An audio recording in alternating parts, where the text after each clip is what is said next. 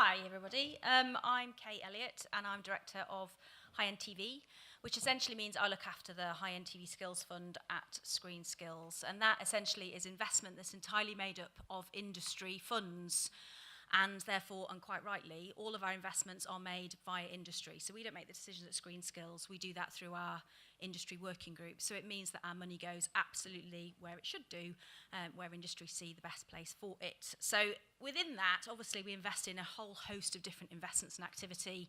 And I think the pillars of it are that they are, wherever the investments are, they have to be UK-wide. So whether that be access, or whether that be practical delivery, is really important for us, that we're not seen as everything's all about London, it's driven down here. It isn't. It's absolutely about how we create an industry across the whole of the UK and how we ensure that we're also nuanced of that as well.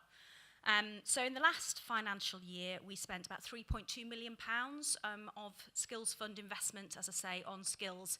Not a huge amount of money, really, when you consider how big the industry is, but we absolutely make sure that money works really hard. So in terms of our key investments, the purpose of the fund, ScreenSkills as an organisation, is absolutely to ensure that we're investing from that new entrant level, but also supporting people to advance their careers all the way through to ensure that we have a really robust industry. We do that at the new entrant level in a number of ways, but as Tita has mentioned, Trainee Finder, to highlight that as a programme. We deliver that UK-wide. It's a placement programme for people. Again, the individuals are based all across the UK, and it enables people to get access and placements on production to really kickstart their career. And then to talk further, I suppose, in more detail, as I say, a lot of our investments are across the board. So we invest in accountants, we invest in location managers, but we also do invest in bespoke inclusivity activity. So just to highlight some of that today, last year we launched our in-house runners programme. And what is that? So essentially, that came out of conversations I had with a number of production companies about how they find essentially people to start their careers within their production company as a runner. They found them through friends or family. They found them through people who work there whose children might want to get an access into the industry. They might advertise it, but they tend to get back people who either had come from film school or had a connection somewhere. So we felt that obviously we had a place and a role to play to broaden that out. So our in-house runners programme essentially delivers 6 months of paid placement for an individual.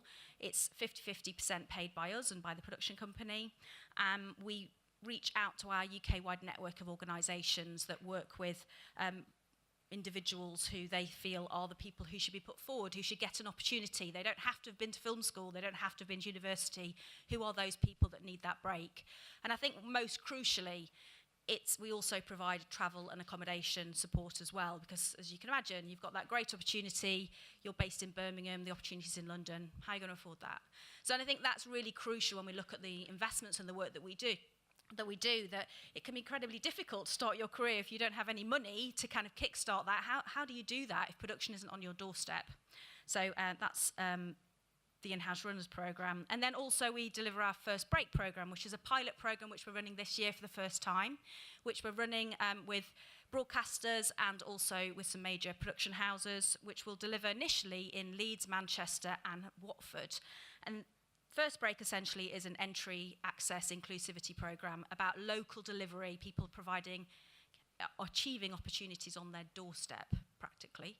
So the opportunities are in Leeds, Manchester and Watford, and we'll be reaching out again to organisations based in those places, working with local colleges and schools to provide that kind of first entry route in. We do that through 3 things. One is open access evening and events, of which ScreenSkills does broadly across the board anyway within our careers team, but these are going to be very specifically focused on this particular initiative. So essentially enables individuals just to hear about what jobs there are in the industry, how you get in, demystify that feeling of how you get in.